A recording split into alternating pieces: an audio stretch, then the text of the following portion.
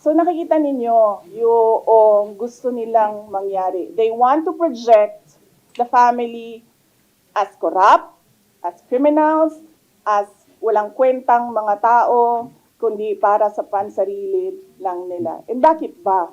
Bakit? And all because, sabi ko nga, sinabi ko na dati, we are a threat to the perpetuation in power of people na interesado maging, sabihin na natin Prime Minister, kung matuloy yung niluluto nilang tsa-tsa, o President, kung hindi maluto yung tsa-tsa nila.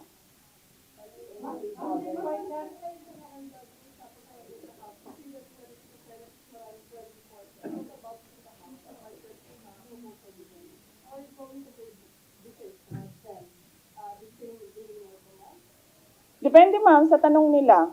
Kung kaloko naman yung tanong nila, di ba dapat kaloko din yung sagot mo? Kung maayos naman yung tanong, maayos din naman yung sagot ko. Nakita niyo naman kanina, nung nagtanong na si Senator Grace Poe, sinagot ko ng maayos.